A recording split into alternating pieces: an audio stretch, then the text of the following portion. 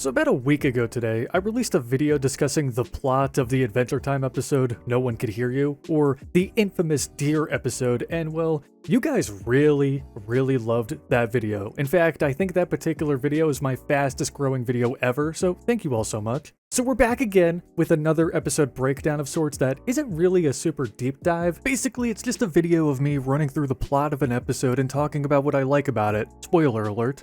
This time, however, focusing on the creepy Adventure Time Season 7 episode Blank-Eyed Girl, which was written and storyboarded by this name on screen, this name on screen, and this name on screen. And the synopsis reads, one very spooky night, Finn and Jake come face to face with an urban myth. Now, while No One Could Hear You was, in my personal opinion, the scariest episode of Adventure Time I've ever seen, Blank-Eyed Girl is definitely up there on the list. Quickly, before we begin, if you guys have any other specific Adventure Time episodes that you would like me to talk about for a future video, or if you have episodes from other shows that you would like me to talk about that are creepy, weird, let me know in the comments below. Anyways, I'm super excited to talk about Blank-Eyed Girl with you guys today, so without wasting any more of your time, let's just get started.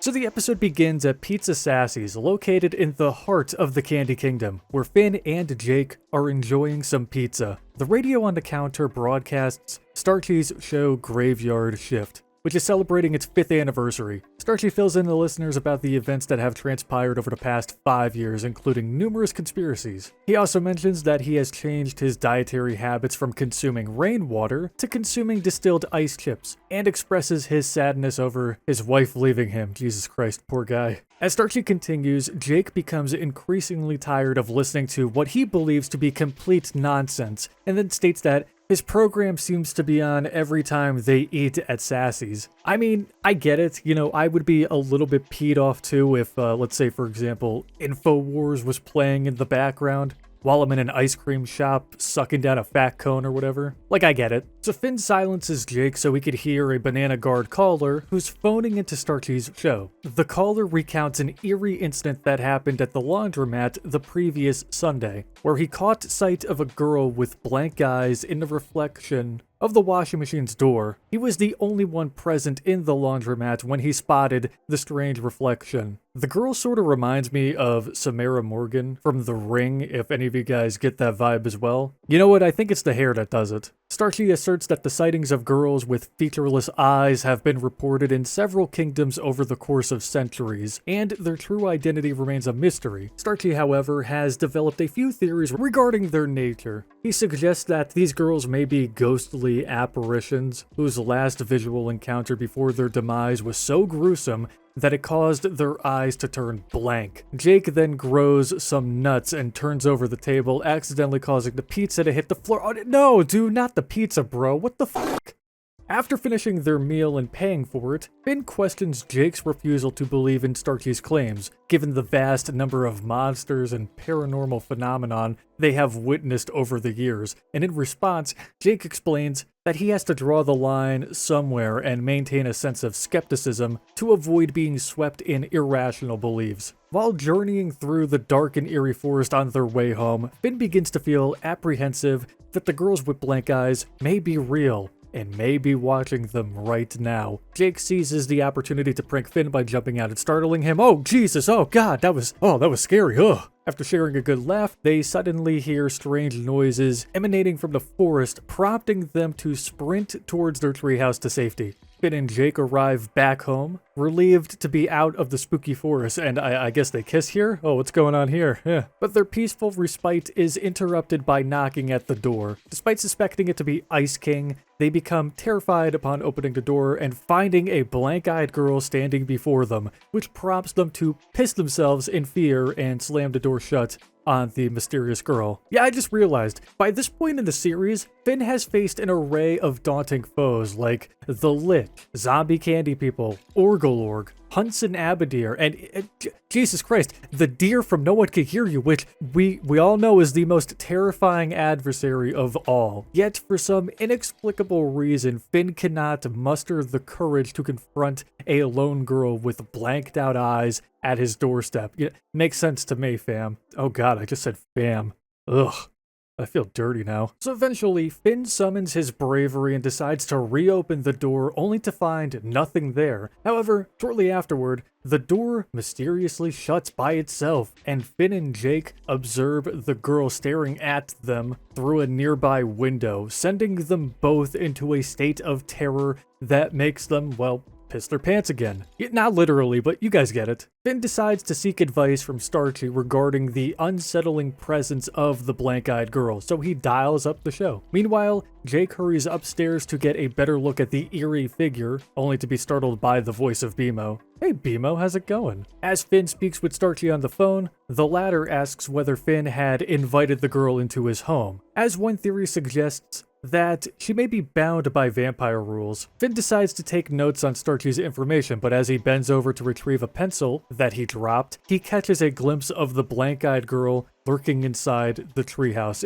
Good going, Starchy. Startled by the sight of the blank-eyed girl, Jake and Finn quickly take cover behind the couch. Starchy proposes that the girl may be bound by fairy rules and suggests that they offer her cream in a saucer as a possible way to satisfy her hunger and make her leave. God, I better write these notes down too in case, I don't know, a fairy tries to come into my home. Yeah, I'm already prepared to take on a deer. I will prepare myself for the fairy army next, people. Ain't nobody sticking me to a wall. Jake prepares a bowl of cream and cautiously stretches it over to the blank-eyed girl. As he offers her the bowl, she sticks out her tongue as if she's going to drink it like a cat, but then unexpectedly tries to get frisky with Jake's arm. Ooh, scandalous. Causing him to recoil and drop the bowl onto the floor. Damn it, Starchy, you're losing me, brother. So if the girl isn't a fairy or a vampire, then what the hell is she? A demon? A monster? Is she British? What's happening? Starchy then proposes that the girl might be a haint and advises the boys to play the clarinet, as haints are supposedly averse to the sound. So Jake takes out his clarinet and starts playing, which prompts the girls to start dancing. Wait a fucking second here. There's more? Yeah, so contrary to their expectations,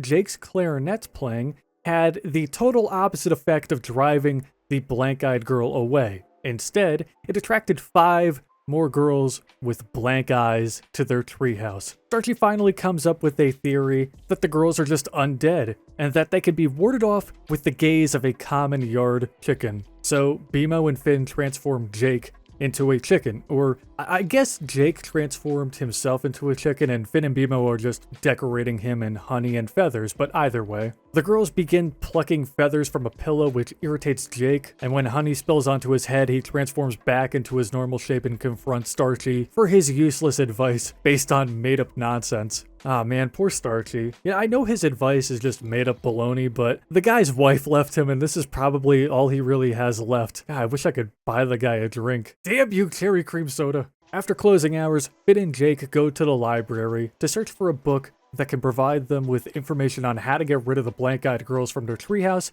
and lives. To be honest, I would just call the police, but you know, it's just me. Oh look, they have a follower. So they browse the bookshelves, you know, stuff, gross stuff, girl stuff, boy stuff, ear stuff, butt stuff. Wait, what? Oh look, creepy stuff, perfect. Speaking of creepy, oh god, it's Turtle Princess. Hey, nice hair, girl. Finn asks if TP knows anything about creepy blank-eyed girls, to which she pulls out what I'm guessing is a phone or something. Pretty ironic considering people used to use libraries for research before the internet took over. God, can you imagine if I went to the library to research all of my video topics? God, what a terrible world that would be. TP informs Finn and Jake that the blank-eyed girls first appeared 5 years ago, and then Finn realizes that this was around the same time that Starchy's radio show began airing. He puts 2 and 2 together and suggests that the girls are really just tulpas, which is a concept in Tibetan Buddhism. And the theory is that if a person meditates hard enough on an idea, it will materialize. And these ideas don't have to just be creatures either. They can literally be objects, furniture, animals, etc. But anyways, as Finn accurately describes, tulpas are physical manifestations of collective thought. Tulpas depend on people's belief in them for their existence. And that's where Starchy's listeners come in. Funny enough, Finn learned about this concept from Starchy's radio show. I guess credit to Starchy for that. He then comes up with a solution. On their way back to the treehouse, Jake suggests calling CPS or an exterminator, which again, I think would be a much better option than to listen to a crazy guy on the radio, but again, I digress. Finn's idea is to basically ignore the existence of the girls. Meanwhile, Jake is drowning in blank-eyed girl nonsense and can't even think of a wholesome thought to save his life. Even pizza isn't safe. He finally breaks down and admits defeat, to which the girls walk away and remove their blank-eyed contacts to reveal that they're just normal girls with normal eyes. Then proceeds to tell Finn that he was right and that Starchy was just full of baloney. I think we could all learn a thing or two from this episode. I think Finn said it the best. Creepy is just another label we use to distance ourselves from stuff we don't understand, or that reminds us of something in ourselves that we're not comfortable with. It just isn't a real thing unless you choose to believe in it. And maybe these girls are just into something that we don't fully understand, like cosplaying. Wait a minute. Geez, wait a gosh darn second here. Okay, they're not regular girls. Yeah, they're monsters. Yikes. So these, how do I put this?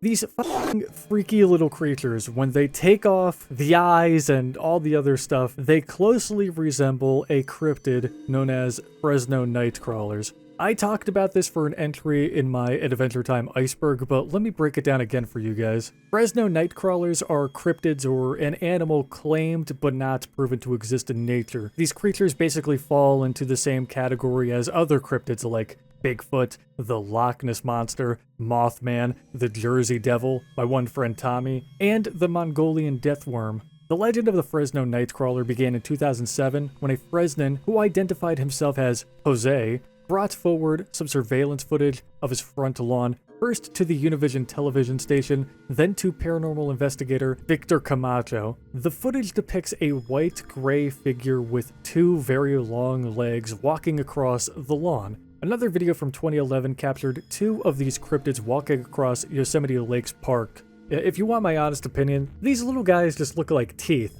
You know, if teeth could grow and walk, and that's enough for me to pack my bags and leave Fresno. Thank Buddha I don't live there. Then again, I live in deer country, so really, which is worse here? Anyways, these blank-eyed girl nightcrawler dust cloud creatures from hell open up a window and fly out, never returning to Finn and Jake's treehouse ever again. But if you pause your screen at the right moment, you could see what appear to be hot dogs or sausages sticking out from their asses. But in reality, those sausage-looking things, those are called southern cattails, which are a type of plant where if you break one open, thousands of white, fluffy seeds emerge. You've definitely seen this plant before on TikTok. I bet 90% of you watching this video have seen this plant before. It's pretty mesmerizing to, like, break it apart and stuff. So I have a theory.